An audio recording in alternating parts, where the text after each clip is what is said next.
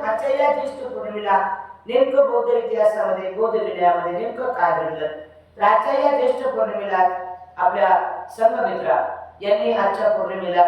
भगवान बुद्धांना ज्यांना ध्यान प्राप्त झालं, ज्यांना सम्यक संबोधी ज्ञान प्राप्त झालं, सम्यक संबोधी ज्ञान प्राप्त झालं म्हणजे भूतकाळ, भविष्यकाळ आणि वर्तमान काळ ज्या महान व्यक्तीला प्राप्त होते त्याला अनंत असे म्हणतात, त्याला बुद्ध असे म्हणतात, त्यांना सम्यक संबोध असं म्हणतात, त्यांना भगवान असं म्हणतात।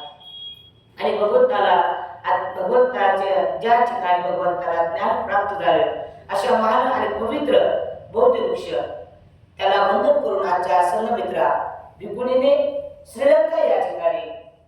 अशी का गरज पडली याचं कारण असं आहे की श्रीलंकेमध्ये महेंद्र यांनी आपलं आयुष्य 38 वर्ष घातलं आणि त्यांनी परत भारतात आले नाही। त्यांनी श्रीलंकेमध्ये धर्माचा प्रचार आणि प्रसार केला आणि प्रसार करून त्यांना तिथे हनुमा या राणीने इच्छा व्यक्त केली की मला सुद्धा संघामध्ये सहभागी व्हायचं आहे आणि मग संघात सहभागी व्हायचं तर भिक्खू मात्र भिक्खुणीला दीक्षा देऊ शकत नाही आणि म्हणून मग त्यांनी असा विनय केला की यासाठी भिक्खुणी हवी आहे आणि म्हणून त्यांनी भारतामधून संघमित्रा यांची मागणी केली आणि यांनी आजच्या या ज्येष्ठ पौर्णिमेला बौद्ध वृक्षाची फांदी घेऊन ते जहाजाच्या प्रवासाने ते समृद्धी मार्गाने आपल्या या समृद्धाच्या मार्गाने